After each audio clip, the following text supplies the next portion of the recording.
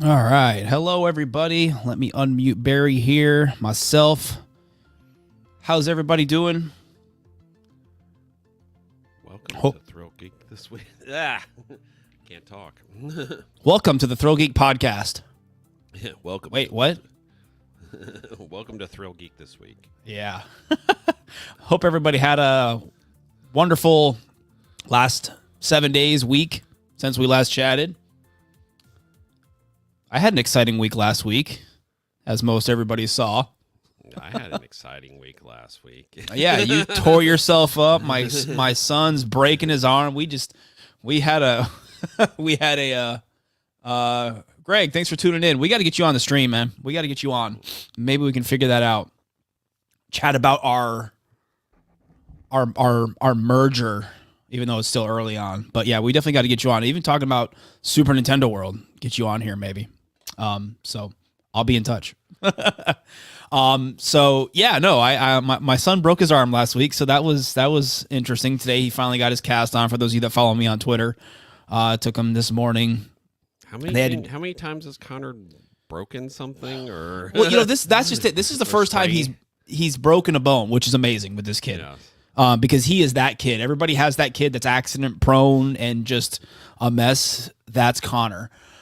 This is the first time he's broken a bone. So, heaven forbid, hopefully it's the last. But it was a bad break. I mean, I got a picture of the x-ray and it's bad. It was pretty bad. So, I felt really bad for the kid, but he's been such a trooper, like today when they were putting the cast on, they had to squeeze his arm and, yeah, it wasn't fun. So anyways, not to get too graphic with it. He's doing okay. Like you guys saw online. He's in great spirits. He's starting the healing process with his arm, and Barry got in a fight with a hedge trimmer. A hedge trimmer. Viewer discretion advised. Yeah. That's the tip of my. Luckily, I didn't lose any of the tip of my finger, but just three deep gashes in the tip of my finger that fun are covered in glue, surgical glue. Yeah, that was the interesting part. No, we won't get into the details. But anyways, we did have some fun this. Yeah, we did. Speaking of fun, we did have some fun this weekend. Actually, Wednesday, yeah, or Thursday. Thursday, I went out to Disney, invited us out to check out kind of a preview of the Festival of the Arts. So I think that's what we're going to talk about first, because then they invited us. They let us pick a day, Friday, Saturday, Sunday, to come back. As usual, they gave us a gift card to try out some of the food and stuff. So we went Sunday. That was the first time we got Connor out of the house since he had broke his arm. So we rented him a wheelchair and we had his arm all propped up on stuffed animals, and it was a good time to get him out of the house for a little bit. So let's go ahead and let me bring up. I'm just going to bring up our Twitter feed here, so I can refresh my memory as to kind of some of the things we did. Yeah, I was there for 3 days. So yeah, you were there for several. Well, you know what? Why don't you go ahead first and kind of summarize some of the stuff that you tried, if you remember some of the food that you tried. Oh yeah, I mean, Festival of the Arts is out of the 4 Epcot festivals, it's my favorite. It's a lot of people we know's favorite because it's art. I mean, that's really what it boils down to. It's all kinds of different art. You get to walk around the park and see artwork everywhere. Greg said your volume is kind of low. Let me see if I can get to see performances. From in the World Showcase Plaza, they have musicians, cirque performers, and then live art being created. You have the food. The food for this event is a little bit different than the other ones because it's not just about like with the Black Forest cake here, which is new to the food booth in Germany. It's not just about the food itself; it's about the presentation. Yeah. And excuse me for a second, Barry. If you guys, somebody watching in the chat, let me know how I turned up his mic a little bit. Let me know how Barry sounds. But if his volume's okay now, let me know, please. Thank you. Sorry, go ahead, Barry. It's about the presentation. So that's why you end up with some of these food items like this from the booth in Italy, where it's supposed to be a painter's palette. The Black Forest. This was cake. The mozzarella, right? Yeah. Yeah, it's. I mean, the both things at the Italy booth, the main foods at the Italy booth, are actually better than some of the past Italy items. But just like every other food event at Epcot, they're way overpriced. Yeah. There are some very good deal food item wise at this festival. The Black Forest cake in the Germany booth is really good. The cake, a lot of the desserts are really good at this festival. The figment waffle, which you can get at Connections Cafe. This one looks really sweet.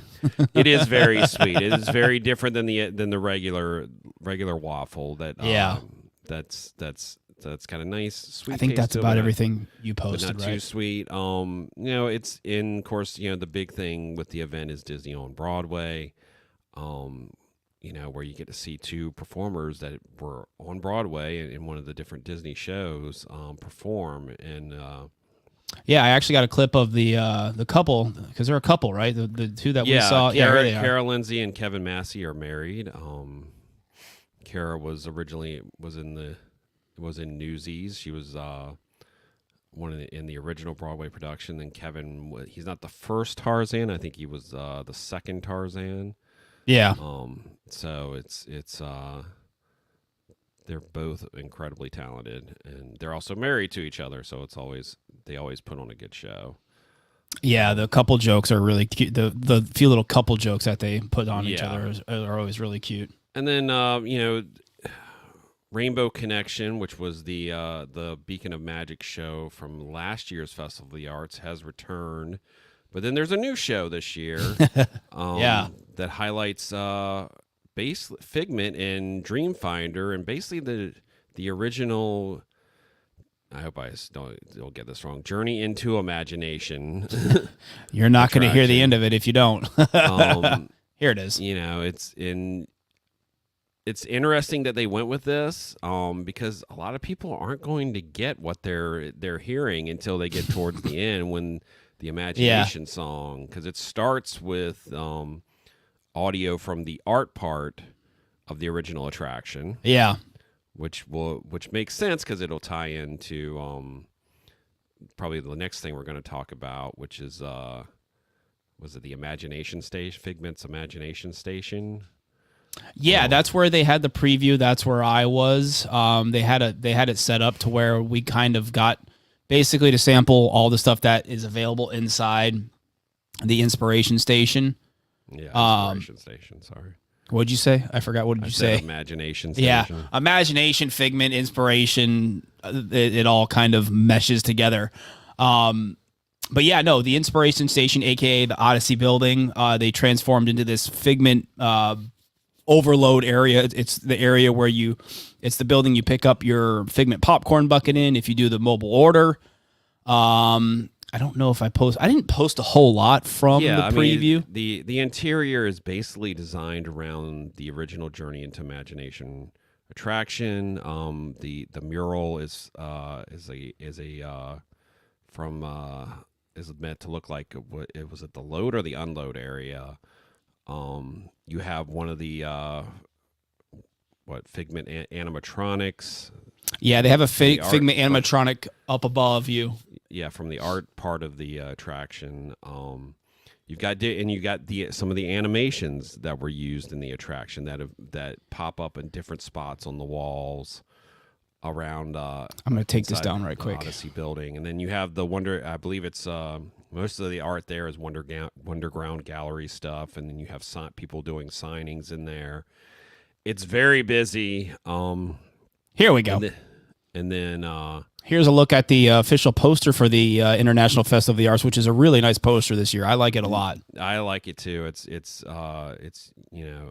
really ties in really well. And then of course there's the popcorn. The famous was popcorn so hard buckets. to get last year, not so hard to get this year. Yeah, when we were there Sunday, I literally Barry was there with me and the Cheryl and the kids, and I literally opened up the mobile ordered it, and it said now to whatever time it was in like an hour, because I think it's like an hour or so increments.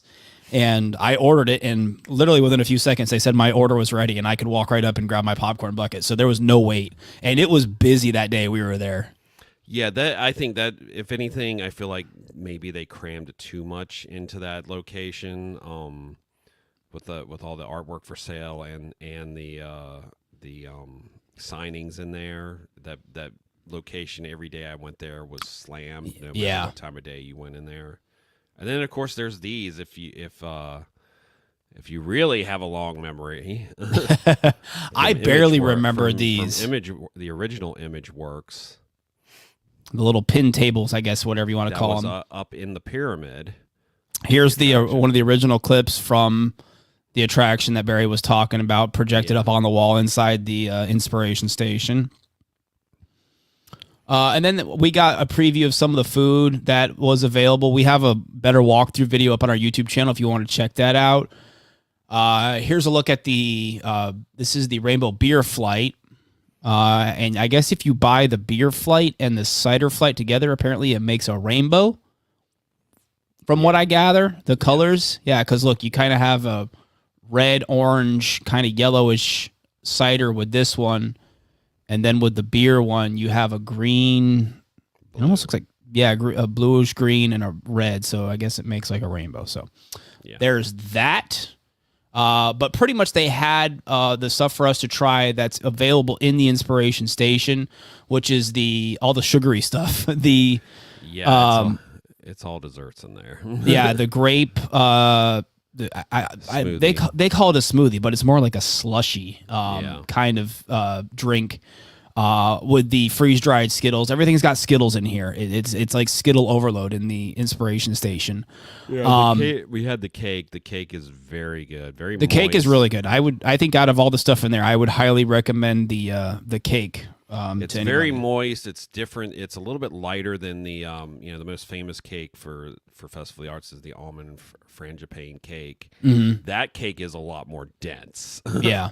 Than this cake is, and but like all the desserts we've tried so far for Festival of the Arts, they've all been good.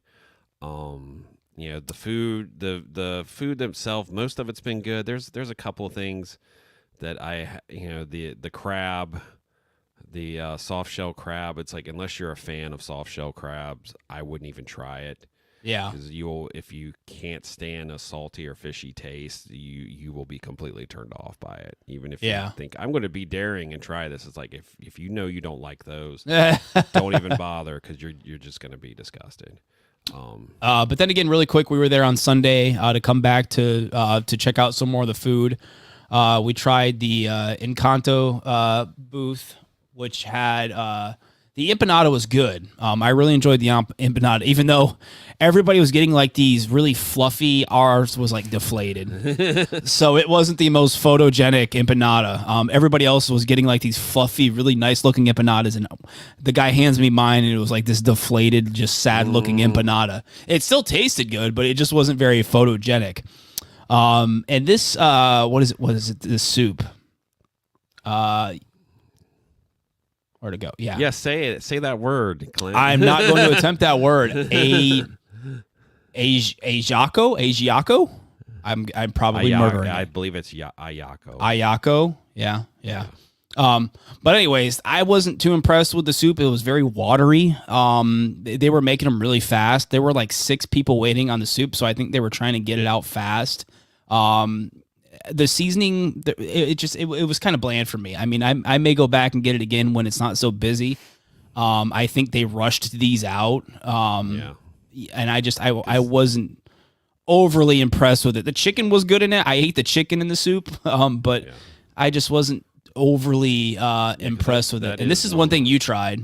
Yeah, the God, I can't remember the name of it off the top of my head, but it's Rainbow Katsu Sando. Yes, it's basically a pork cutlet sandwich on rainbow bread. It's very good. It's probably my favorite thing at the festival this year. I'll have to go back and it is one of the new items this year. And then we tried these two things, which were available at the this was the what's in Africa. I can never remember the refreshment. I can't ever remember. Gosh. Post or Outpost. One's called Outpost, but the other one's not. And but anyways, it's this the was return of the plant-based bratwurst from last year. Yeah, this was a plant-based bratwurst, and then of course we got the giant chocolate chip artist palette cookie, which was actually pretty good. And you said this is, I don't remember, but you said this is bigger than previous year's cookies. I feel like this one's bigger, and it definitely has more of a freshly cooked chocolate chip cookie feel to it. Yeah. That the version that they used to have felt very more like a mass-produced chocolate chip cookie almost. Mass-produced chocolate chip cookie. This does not have that look. Yeah. And I thought it definitely tasted better than. It was really good. The kids were all over it. That's why I got So, and then we got to see the SpaceX launch from Epcot, which was really cool. Yeah. We got out of the Broadway show, and the SpaceX launch was still going on. So I got some video of that. The rocket boosters coming back down. That was really cool and everything. And I think that was I think we pretty much covered everything that we saw. There's the Broadway shows again, which is always a great time. And I mean, there's so many great things, and we will like we said, we have a preview video up on our YouTube channel, and we're currently working on some of these new style videos. We're gonna have a favorites video where we show you some of our favorite things at the Festival of the Arts. Yeah, so, all right, let me get rid of that. Let me bring up the screen share again. All right, now we're going to go on. Yeah, we're going to move on to the news topics from the week. This one, again, today was the day, just like last week. Everything was announced today for us to talk. Just about everything was announced for us to talk about today, was announced today. But this was interesting. I figured we could spend a few minutes chatting about this. World of Jumanji is coming to Chessington World of Adventures Resort over there in the UK. And this is, for those of you that aren't coaster nerds, we're going to get into some coaster nerd terminology here.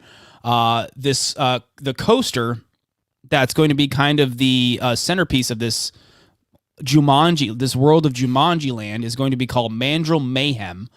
And without kind of getting into reading off the press release, it's going to be, for those of you that are coaster nerds, it is going to be a launched B&M wing coaster similar to Gatekeeper at Cedar Point, Wild Eagle at Dollywood, for those of you that need some reference. It is going to be a launched wing coaster wing-launched shuttle coaster from B&M, which is... Yeah, that's the big difference there, is it's a shuttle. Yeah, it's... For those that don't understand a shuttle coaster, it's basically like a what would be a good reference point for a shuttle coaster? Like, well, I mean, you basically normally with these you usually, a lot of them you get launched backwards first. What's up, Johnny? And then you get launched forwards. Which seems like this is what the layout for this is going to be. Yeah, I mean, it's almost like a stretched out boomerang. For those of you that have been on a boomerang coaster, that's the easiest way I can explain it. Montezuma's Revenge at Knott's Berry Farm is a shuttle coaster. It launches... I mean, Icebreaker is sort of a shuttle, but it's a different type Sort of, yeah. But basically, a shuttle coaster is a coaster that's not a complete circuit. It goes up a lift hill, goes through the course, and then hits the end brakes. It launches, and then it kind of stalls out on this tower, and then goes and stalls out again and comes in and does it backwards. So anyways, this Mandrill Mayhem coaster is going to be 50. It's going to have a 55-foot tall Jaguar shrine in the middle of it. And I actually saw some construction pictures of the ride. It actually looks really cool. And then the land's going to feature two smaller flat rides within the land. Mamba Strike, which I don't know the company that makes this ride, but it's the ride that's on the two arms and it swings around and you get some hang time on it. And then this one is called Ostrich Stampede, and it looks like it's one of those flat rides where it kind of bounces up and down, almost kind of like Dumbo, I guess you could say, at Magic Kingdom, or maybe a little bit faster than that. And then there's also going to be, I forgot to put the picture in the article, but they're also doing some Jumanji themed hotel rooms at one of their resorts as well, at the Chessington Safari Hotel, which I guess if it's a safari themed hotel, What better theme to put in there than Yeah, Jumanji? I am pretty sure this is the first ever B&M shuttle coaster. Yeah, I don't think B&M's ever done a shuttle coaster. Because Thunderbird at Holiday World is a launched wing coaster, but that is a full circuit. Yeah, I don't think B&M's ever done a shuttle coaster. Yeah, so that's very interesting because I don't think any of us ever thought they would do a shuttle coaster. Yeah, that's the thing with B&M. You know, again, we're gonna get some coaster nerd talk here. B&M has always been a very traditional coaster company. They've never ventured outside of the box to do crazy stuff like this. You know, when they did the Hulk at Islands of Adventure, I heard discussions that they didn't want to do a launch coaster. They didn't design the launch for Hulk. Yeah, they didn't do the launch, and so B&M's always been a very traditional coaster company. You know, lift hill, you know, first drop, inversions, done.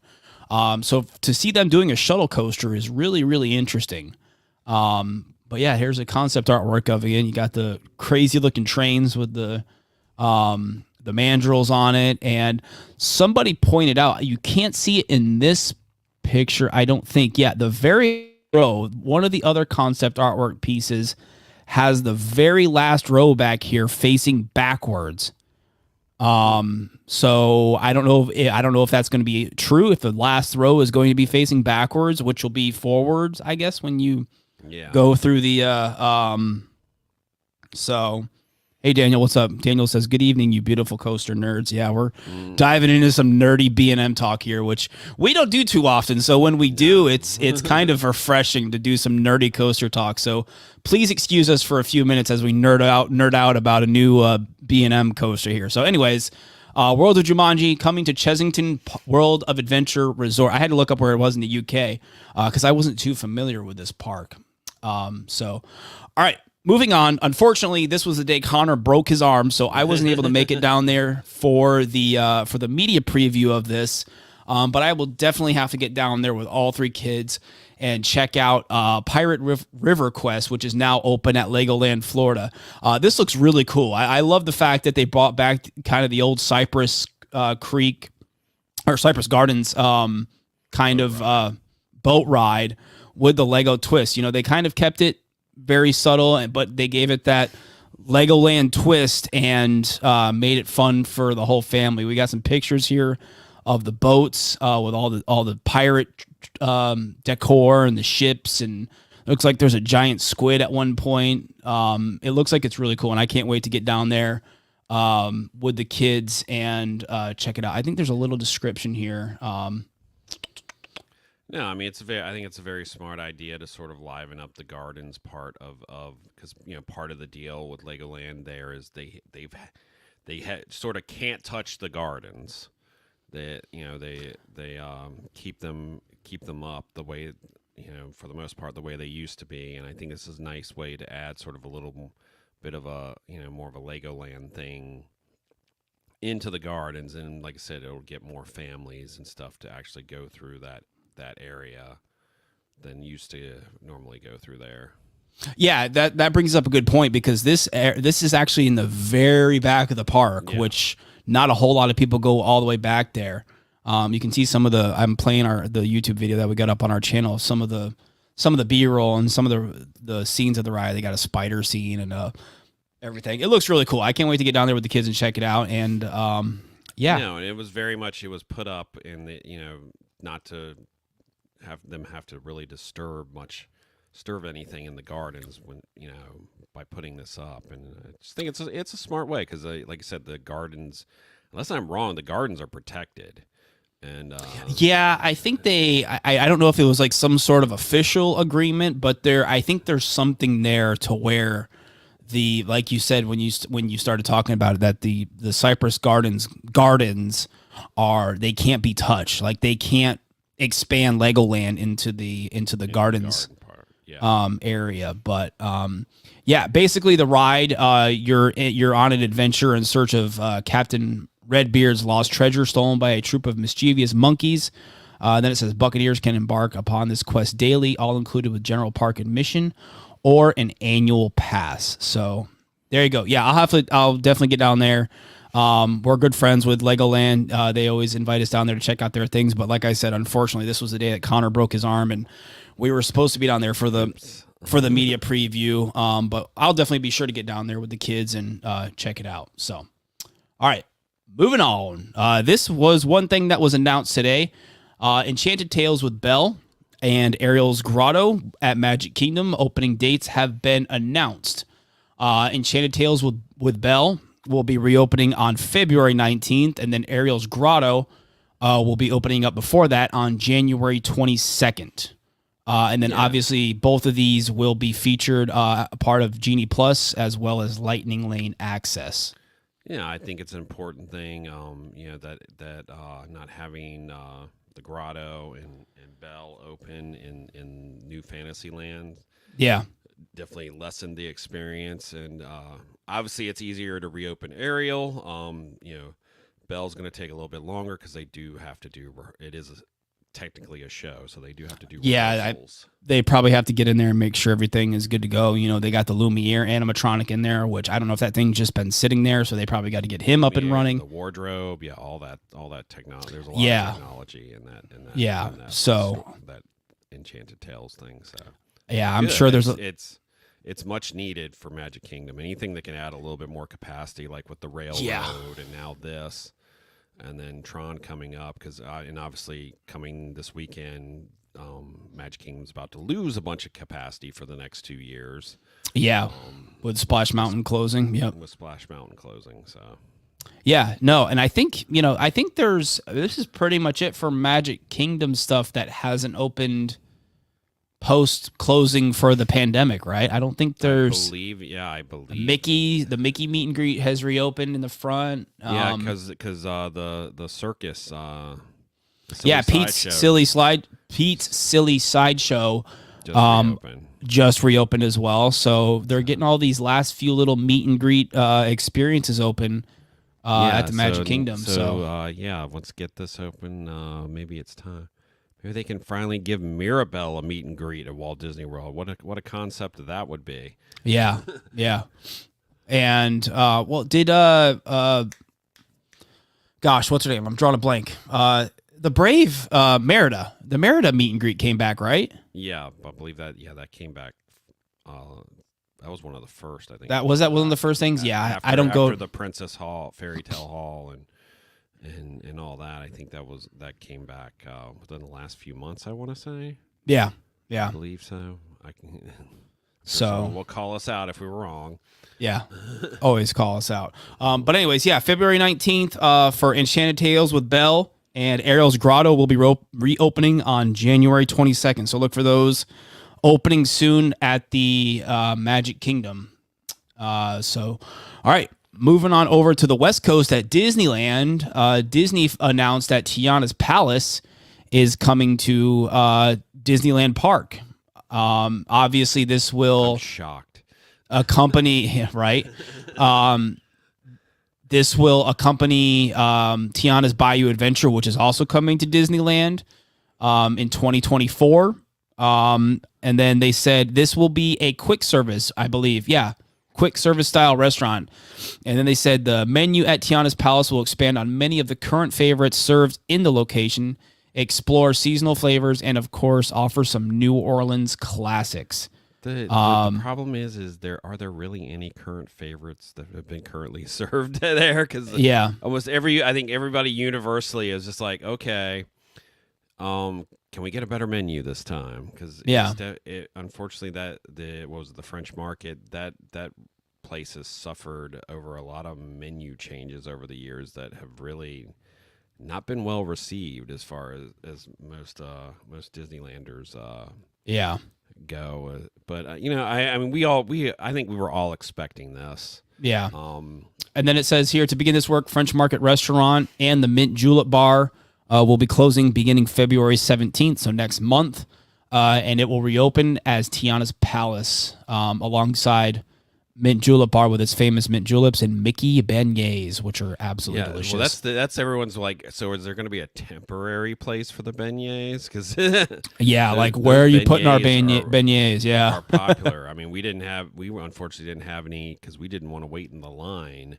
Yeah. crazy line every time we walked by there that place has. But I mean, I think this was expected, and it makes sense with the Splash Mountain redo, and like I think we've said on here before with them with here at Magic Kingdom, it's like we're just hoping we get a beignet stand out of this. It's like we know we're not going to get Tiana's Palace restaurant, but it's like, can we at least get a beignet stand out of this? That was going to be my next question. Do we think Pecos Bill at Magic Kingdom will suffer the same fate and be turned into some sort of Tiana? A lot of retheming to do that. That's the thing. Changing French Market to Tiana's Palace is not a lot of retheming. Yeah.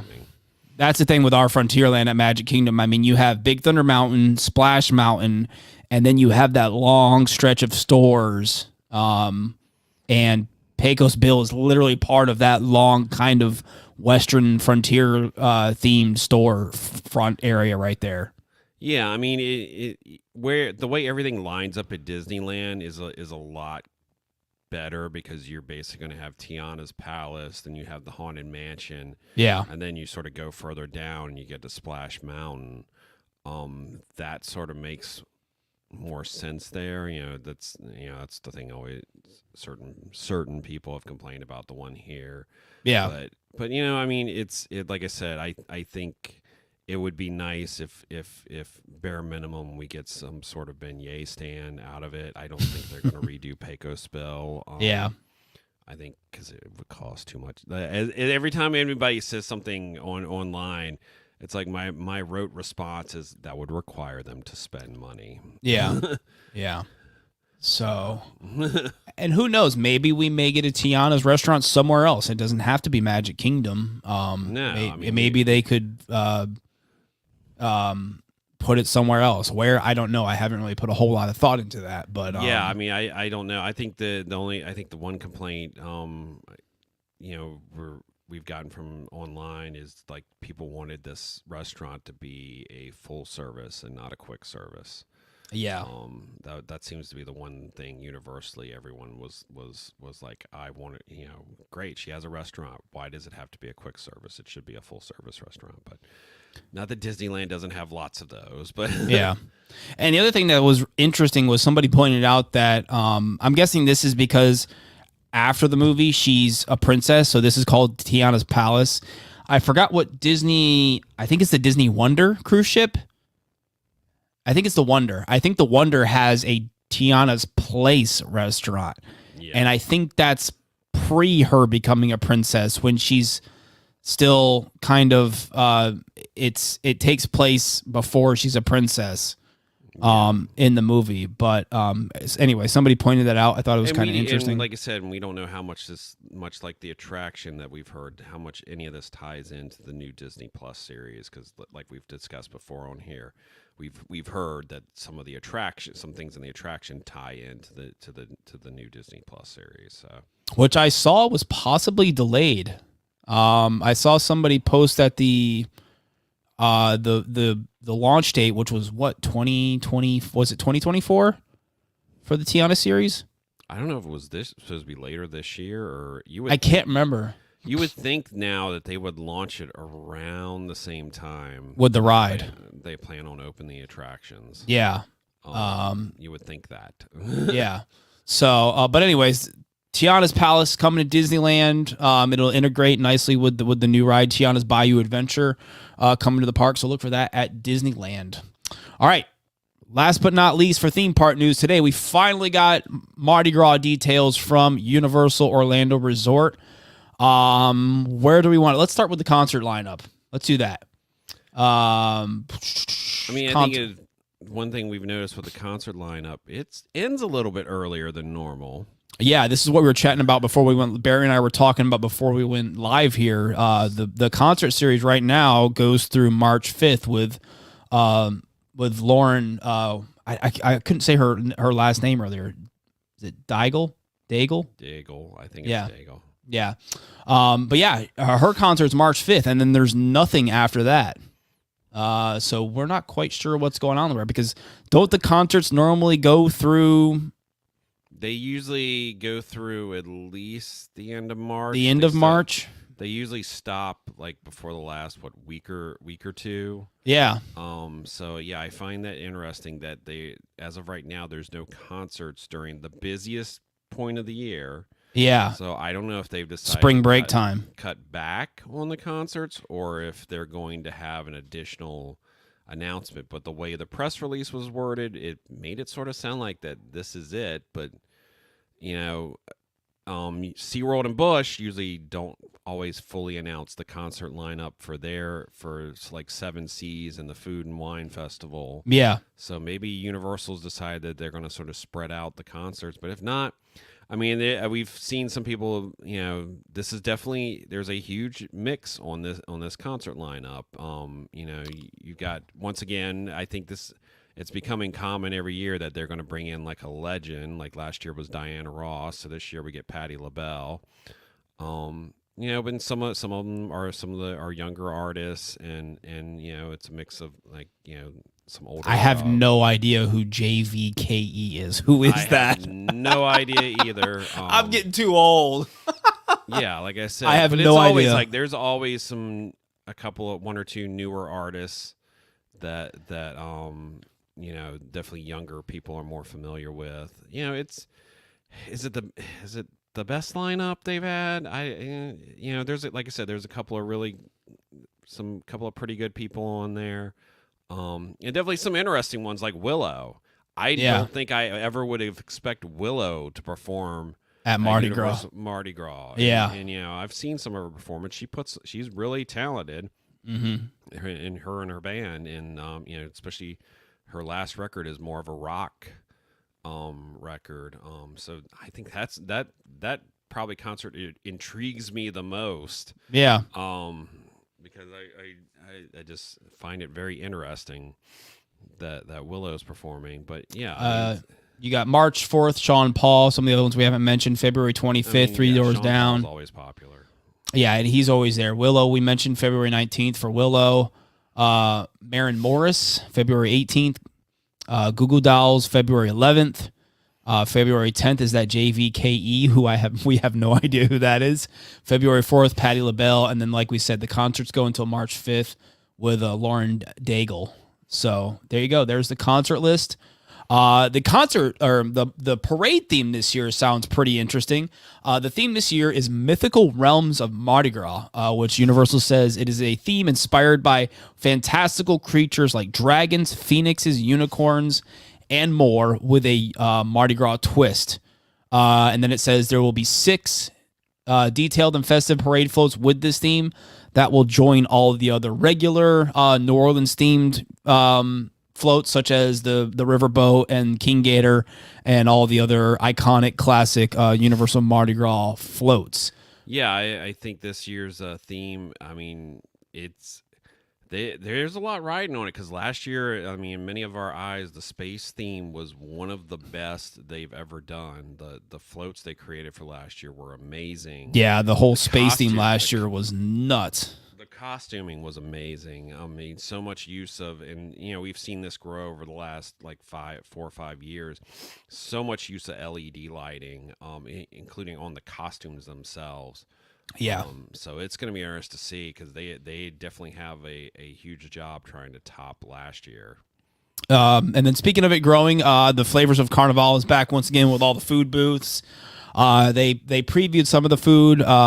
Shrimp ceviche tostada from Mexico.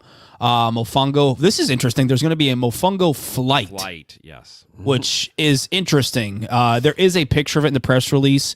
We didn't get it in our article, but it is what it says it is. It's a mofongo flight, which is really interesting. I really like mofongo. Yeah, so we'll see how good it is because I've had some. I mean, I've been to Puerto Rico, so yeah, there you go. I've had some very good. You've had the real deal. I've had the real deal. So let's see how theirs is. Indonesian black coconut rice pudding with mango and so much more. There were a ton of pictures in the press release that we couldn't get in it. We didn't want to bombard the the article with a bunch of pictures of the food. Yeah, I'm just gonna like we've said with previous like Universal Food Bus, we'll be interested to see what the prices are for some of these things. Yeah, and then for the first time ever, Universal Orlando's other theme parks are joining in on the fun by featuring a limited selection of Mardi Gras items, including gumbo, jambalaya, king cake, and more at Islands of Adventure. And then the Muffaletta longboard pizza at Universal's Volcano Bay. So Volcano Bay will be getting in on the Mardi Gras action as well. And then speaking of how much this stuff will cost, guests can save $10 on the purchase of a food and beverage card to experience the flavors. I'm guessing this isn't the punch card. This is just a card. Yeah, I like a swiping, almost like credit card that you like a gift card. They did this last year. Yeah, because it says a Universal Orlando Resort food and beverage card, which is like basically like their dining card almost. Gift card, yeah, dining gift card. Which I kind of like the punch thing. I don't know why they did away with those. The value on them was weird. You really had to pick the correct things. Yeah. With that, or you either broke even, or in some cases, sometimes, especially with the annual pass holder discount, you were actually losing money. Yeah. Using it on certain items. So I think they've just gone with a dining card it's just simpler. Yeah. And I think also the fact that I believe you can use the remaining amount on any. You can use it anywhere, on any other food. But you can. You can get $65, or you can pay $65 and get a $75 card. Annual and seasonal pass holders can purchase a $150 card for $120, so that saves you $30. So that's kind of a little deal they got going on with the food and beverage cards for Mardi Gras. And then, of course, the tribute store and merchandise. They did announce that, I think they put it here in the press release. I can't remember where. That the tribute store will be in its new location. Yes, the tribute store will be in a new location. It says it will, it says right here at the beginning, located within an all-new space in the Hollywood area of Universal Studios, Florida. For those of you that haven't been paying attention, they've closed a lot of stores from the prop shop, pretty much all the way down where those photo ops used to be. So that's rumored. The pass holder lounge is closed, so it's rumored to be that whole stretch of stores is going to be turned into one giant store for these new tribute stores. We'll have to wait and see if that's true. But that's them announcing that it's going to be in the Hollywood area. That kind of puts some confirmation behind it. And then it says they didn't really get into details with merchandise. Guests can shop a new selection of Mardi Gras merchandise, even some personalized options. And that I think that's about it. The full merch in food stuff that comes later. That comes later. For the event. Yeah. And then they talk about the hotel stuff, and then the stuff going on at City Walk from Mardi Gras. At Pat O'Brien's, they're going to host a Mardi Gras after party, select nights from 4 p.m. to 1 a.m. Here we go. Plus, the Red Coconut will transform for the Mardi Gras season into the Cursed Coconut Club. And then they said more details and dates of operation will soon be shared with that. There is a little window in the New York area of the park teasing that already. So I'll be excited to check that out. But yeah, we got all of these details.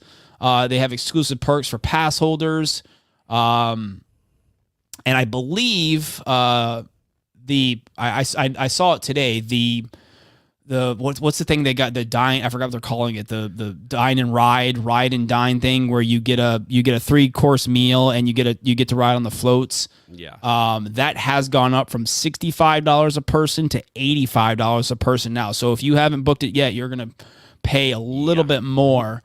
And I believe Virtual Queue has returned for float riding, and emails have not been sent out yet, but they did confirm that the pass holder normally pass holder signups for float riding, that will at some point they will send out an email to pass holders like they normally do, and you'll be able to pick a date.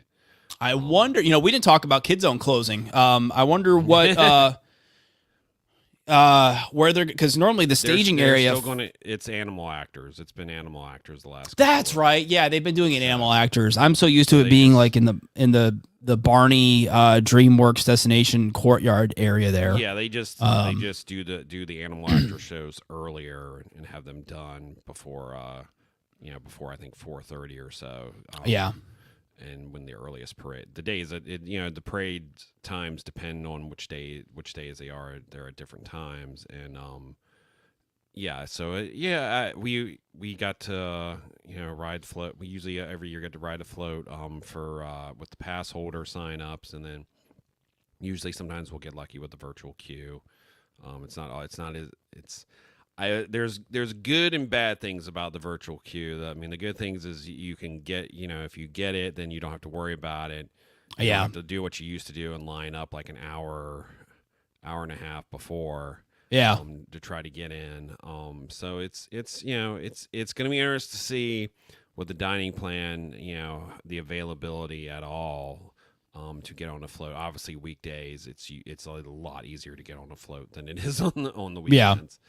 So, but I recommend anytime you have a chance to ride on a Mardi Gras float, it is an attraction.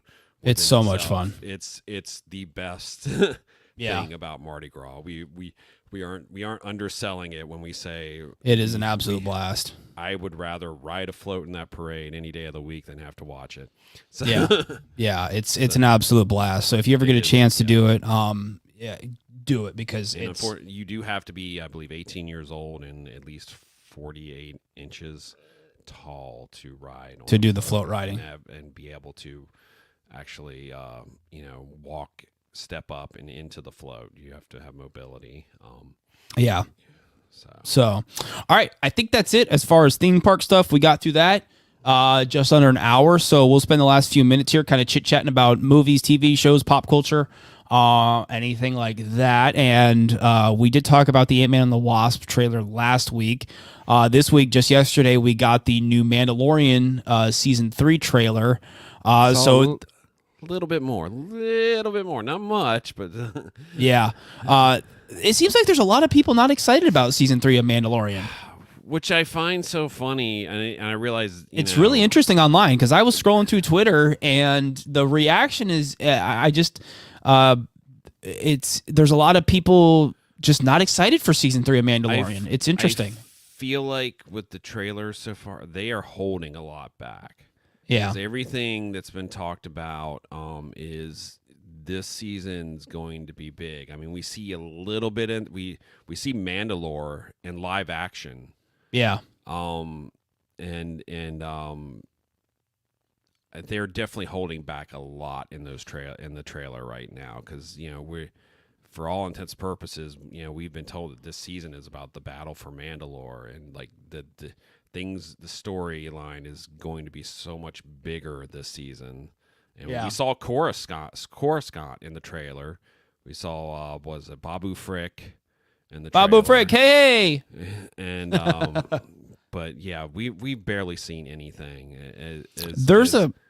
I feel like Lucasfilm must still have some control over the trailers, unlike Marvel now, because they really, they have teased out barely anything when it comes to this season of The Mandalorian, as opposed to, like I said, the Ant-Man and the Wasp trailer, where I feel once again they revealed too much. Yeah. But there's a scene in the trailer. I saw it today. I missed it. There's a screen capture of it on Twitter that I saw of lightsabers coming through a wall or something. Did you see that? I saw that. I have a feeling that might be a flashback. Yeah, like a flashback clip. Yeah. So it's and we know there's they really did not show much outside of the Mandalorian and Grogu. And I guess the one interesting thing is Grogu used his powers and didn't pass out. Yeah. Grogu's getting stronger. But Grogu, grow. That trailer barely showed anything. Yeah, I think that was it. I think that was my not problem with the trailer. I'm excited for it. I love The Mandalorian. Season 2 was kind of up and down for me. I mean, season 1 is amazing. Season 2 was kind of wishy-washy for me. There was some highlights and there was some lowlights, I guess, if you want to call it that. Well, it's definitely going to be interesting to me to see how people react to this season after now Andor coming out. and people seeing that, oh my God, Star Wars can be something different than what what most people are used to. Well, I also think the Book of Boba Fett left a bad taste in a lot of people's mouths. Yeah, I mean, you know, we've talked on here before about just we felt while some aspects of that show were very well done, there was other things that just weren't the best, and the fact that they sort of like basically sort of shoved a Mandalorian special into the middle of that series felt a little weird. I mean, I know they really had to have a reason, that the Mandalorian was going to show up and help Boba Fett. But it's like when the show sort of took this detour, I felt like it took away sort of from the rest of the series. I mean, there was so much things I did like about that, and about Boba Fett and Boba and Fennec's relationship, and there's a lot of things that were really good about that show. There's just some things that didn't fully click. So I think that might be why some people are sorted down. Yeah. But like I said, I think based on everything we've heard from Favreau and God, I'm going blank. But from everybody involved, this season's going to be bigger than the other two were. I mean, because we're going to see more Mandalorians than we've probably ever seen on screen at the same time. Yeah, which is going to be cool as hell to see. So I'm excited. Live action ones, I should say. Yeah, I'm excited just for that. What else? I watched The Last of Us. Wow. Lucky you. I'm gonna have to go back and watch it again. The pilot is like literally an hour and 20 minutes long. It's almost like a movie. Yeah. It's long. But it's worth every second of it. I mean, there's like, here's my thing with The Last of Us, at least so far. There is such a good mix of literally copy and paste scenes from the video game, like word for word. There's all sorts of TikToks out there of people putting the video game part and the show part side by side and comparing it. And it may be like one word off, and I think this is, in my opinion, a very, very good thing, because I think with a lot of these video game adaptation TV shows, a lot of them flop. Because I think they're afraid to, at least I think it's almost like they're too afraid to copy and paste direct scenes from said video game. Halo was kind of one where it kind of started off before the video game, so I can't really compare that to it. But The Last of Us is such a good combination of straight to the straight from the video game, like cutscenes, and enough to where they change it on so it kind of stands on its own. There was such a good combination of that I was beyond happy with where they went with it in the end.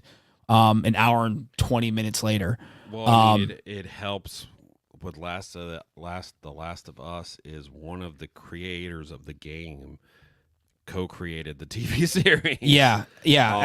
I think that really helps out.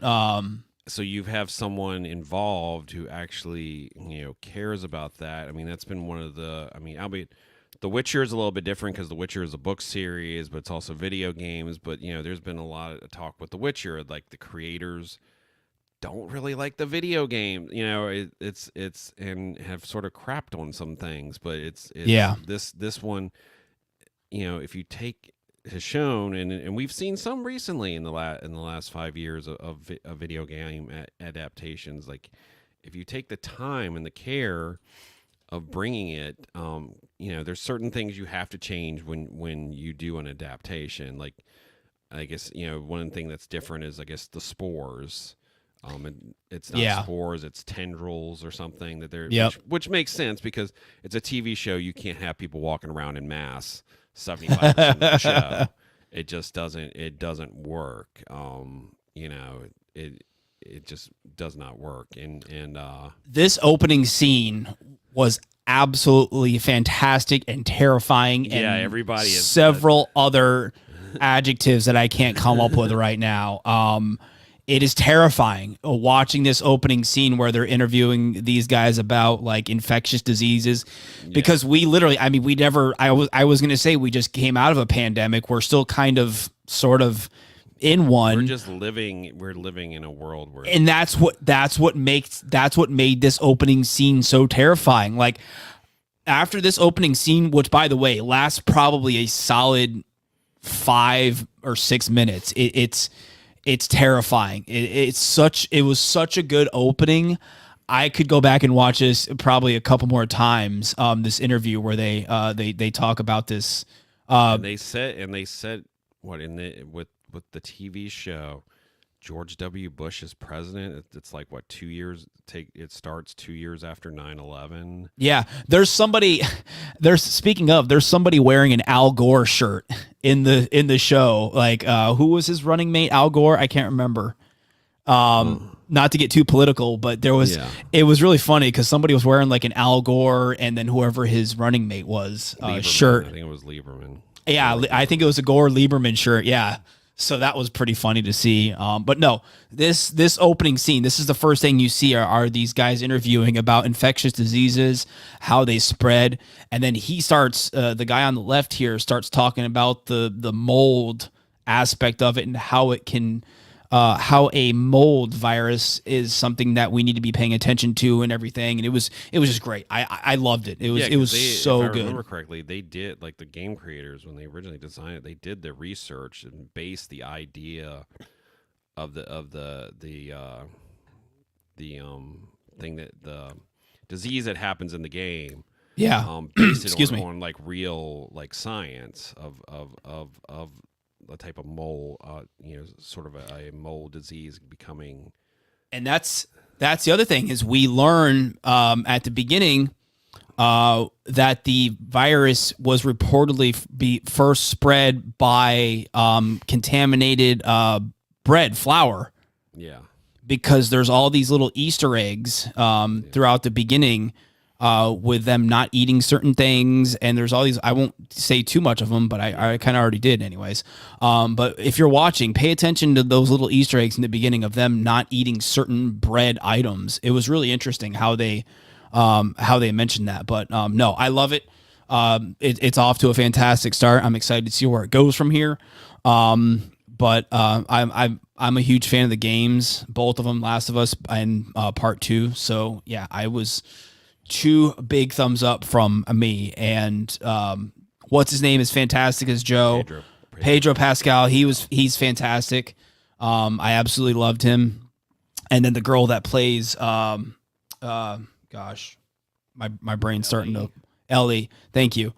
Well, I didn't know she looked so familiar. And when we started, she was in the Game of Thrones. She was like that badass queen or whatever that like didn't take no crap from anybody. I can't remember her name in the show, but anyways, that's her. I was like, oh yeah, it's the actress Bella Ramsey.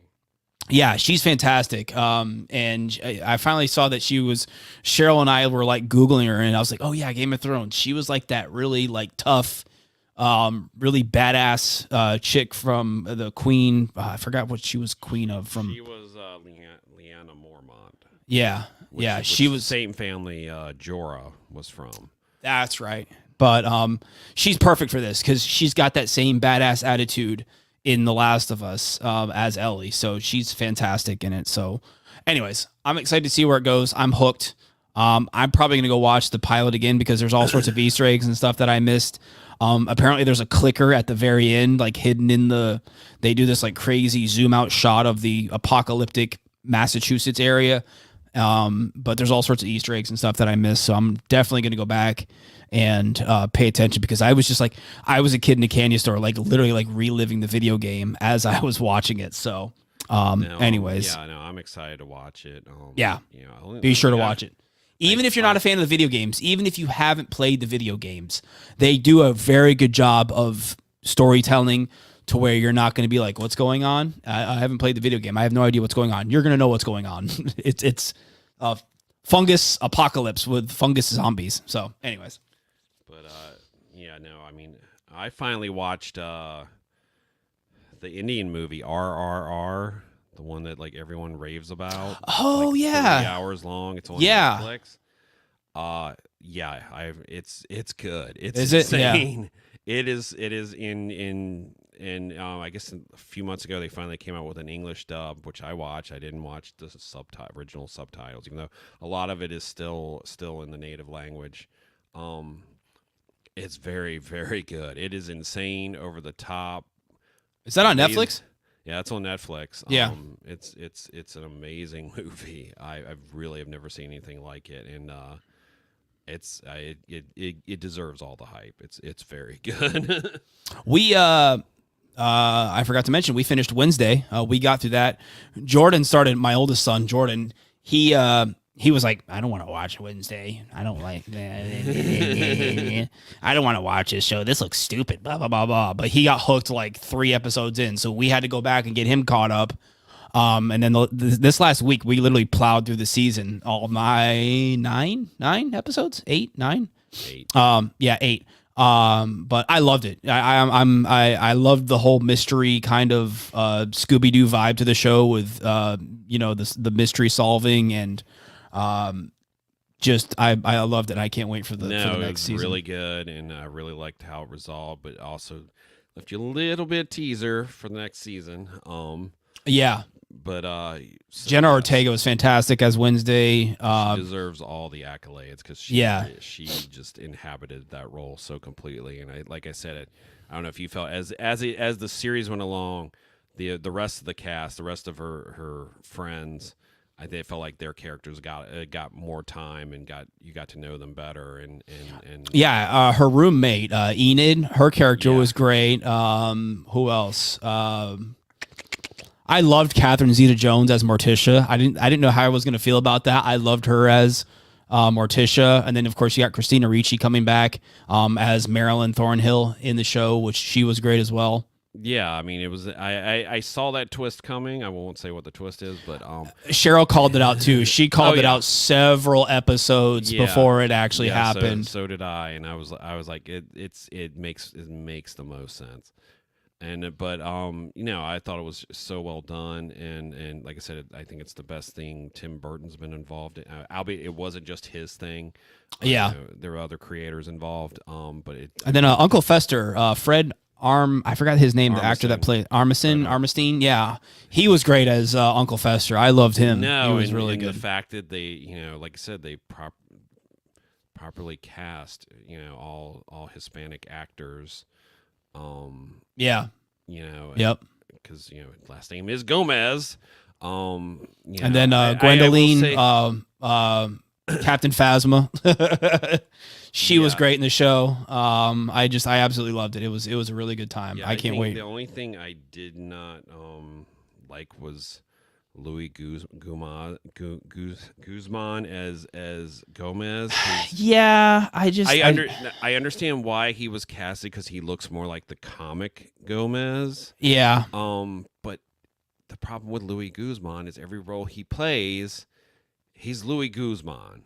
Yeah, that's just like his, no different than that's Danny just his Trejo, persona. Yeah, like Danny Trejo and everything. He's just Danny Trejo. Yeah, and not that Danny Trejo or Louis Guzman are not talented actors. They are. Yeah, but you just can't get over the fact that it's Louis Guzman. It's.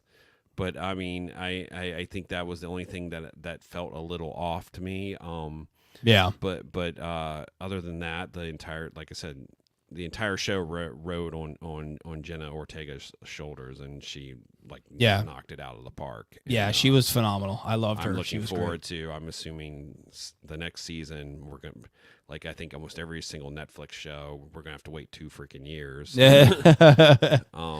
Just like Stranger Things and everything else. I mean, we all knew it was going to get a second season when it basically broke about every record for a TV series. Like, it's broken all sorts of records and everything. It did better than like this past season of Stranger Things. Like that's how huge. Wow. How quickly it reached a certain number of viewings. Like, I didn't know it did that well. Wow. Faster than I think part 2 of season 4.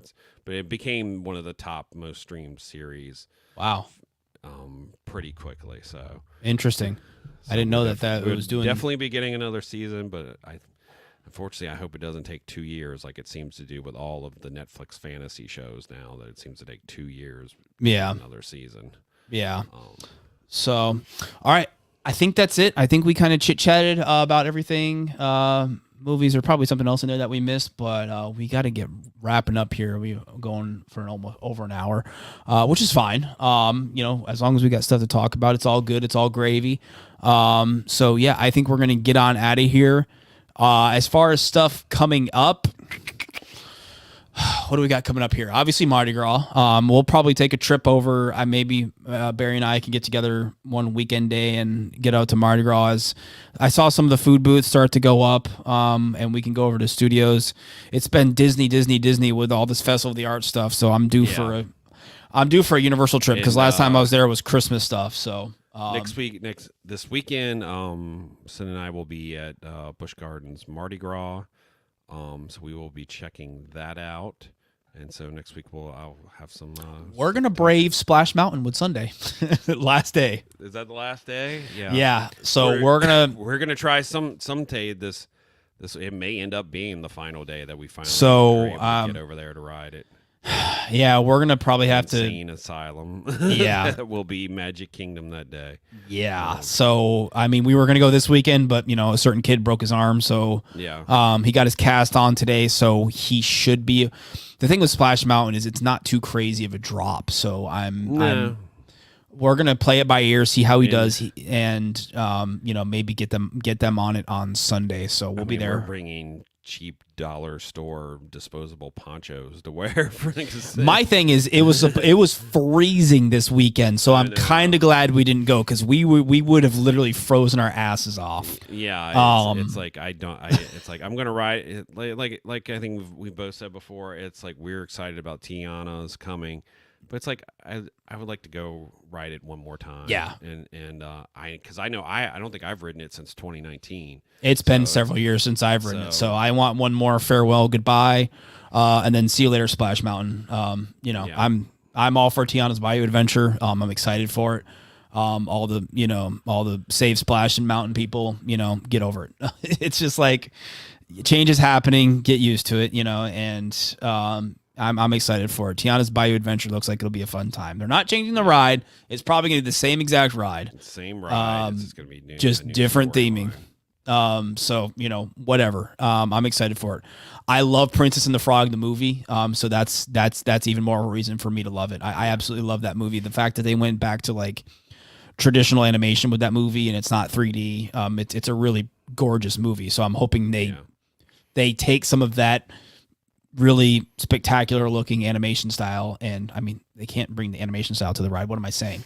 But you get what I'm saying. I hope they make it a really gorgeous ride with some of the theming and the environments and stuff. So yeah, and like I said, I think I imagine a lot of the critters are gonna still be there.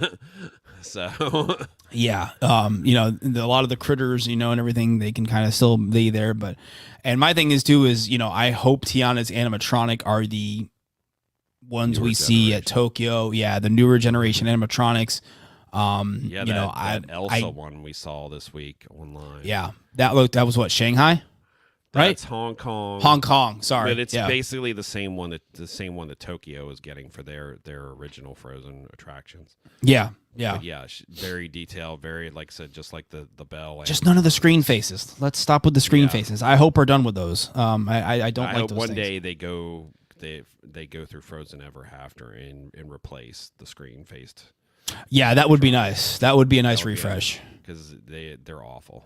Yeah, they are. I don't like them. They look weird. They don't look good when I'm trying with a 5 o'clock shadow. Yeah, exactly. So, anyways, all right. I think we're gonna get on out of here. Thank you so much for everybody hanging out, chatting with us as usual. And Barry, tell everybody where they can follow you and follow us online. I am at Culture and Thrills on Twitter, Instagram, and the TikTok. And you have a TikTok? I have a TikTok. I haven't posted anything to the TikTok, but I have a TikTok. It's like me. I have all these social accounts and I don't even post to them. Sorry, go ahead. But I am on TikTok. We are at ThrillGeek on Twitter, Instagram, and the TikTok.